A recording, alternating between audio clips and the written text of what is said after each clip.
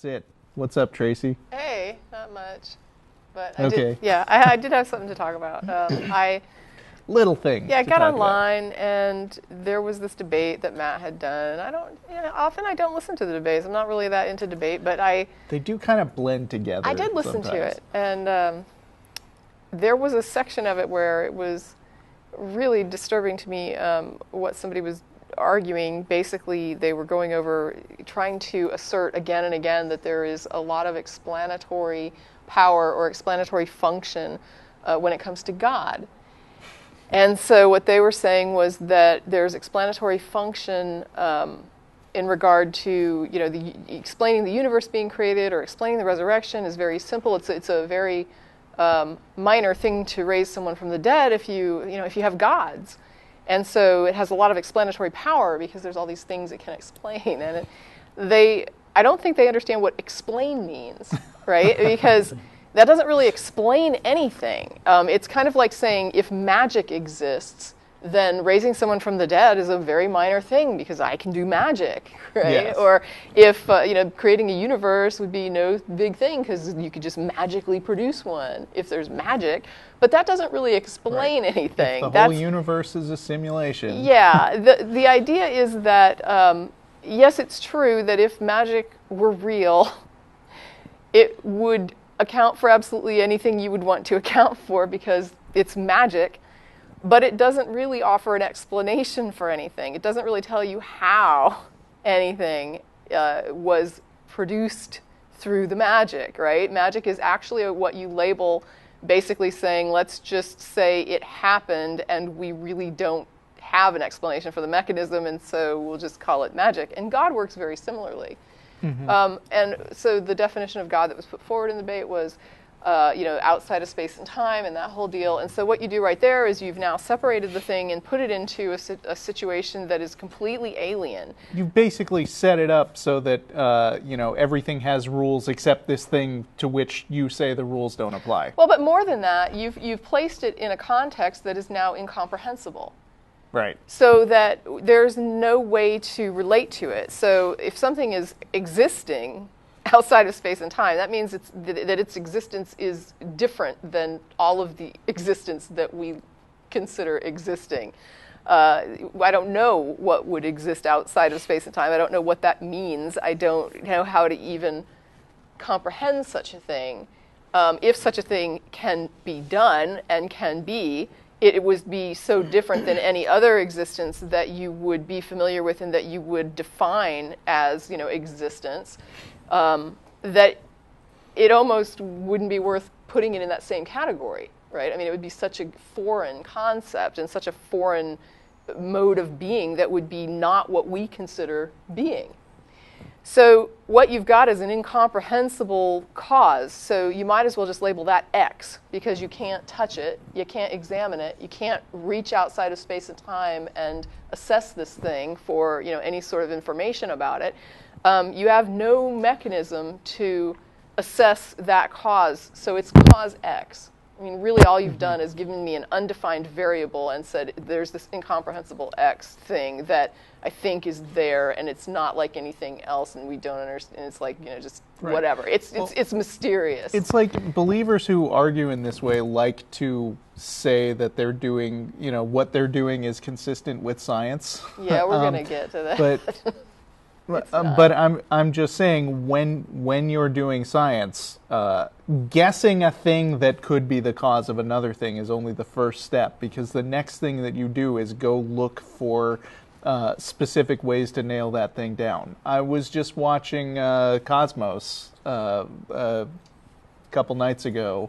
We're behind, but we were watching the 4th episode, and there was this stuff where this one scientist was coming up with this idea of dark stars. And it wasn't just because they seemed to be a good idea. It was because when you look through a telescope at a specific spot, there was a planet that seemed to be orbiting something, but there was nothing obviously visible there. And he was like, well, there's got to be some kind of mass because that's the way orbiting works.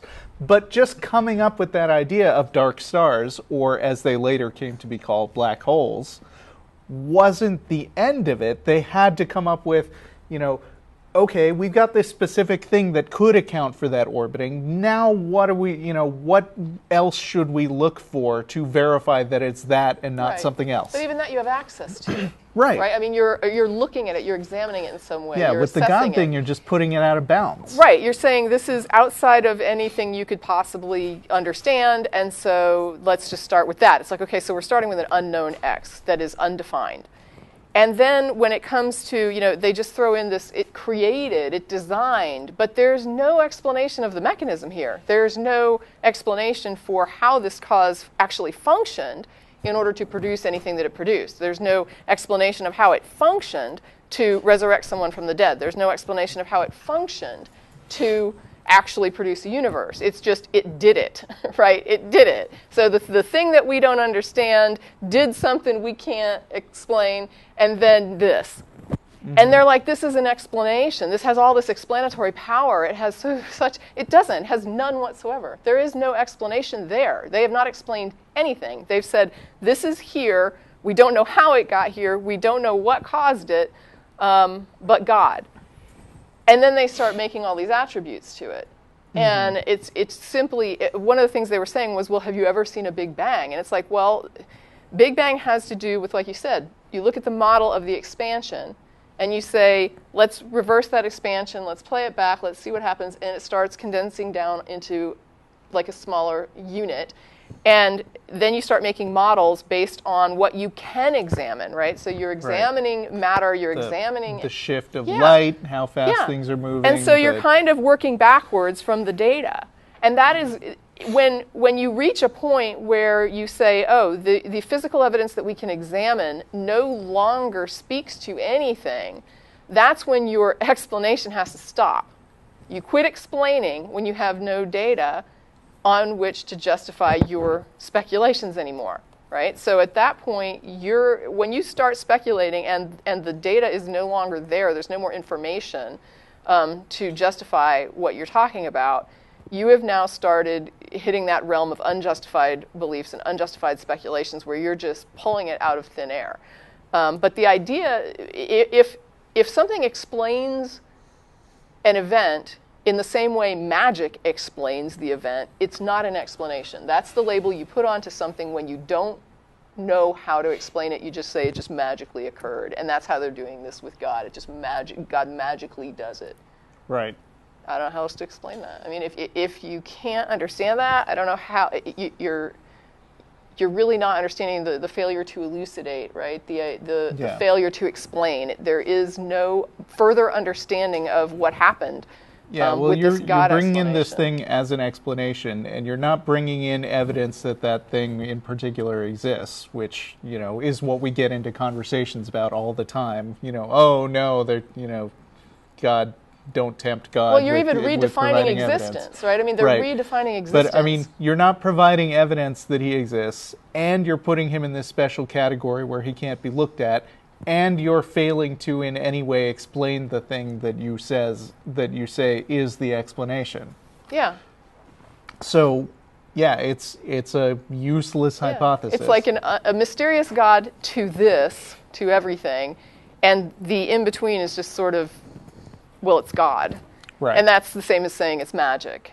Yeah. You might as well just say, why do these two chemicals have this reaction? Magic. God. Yeah, it's You the would same. never actually find out anything about chemistry that way. And that's why magic shows are so amazing, because you see something that you can't really explain it because you don't know how the trick works, right? So somebody saws another person in half, they split the thing apart, and you're like, how can you do that?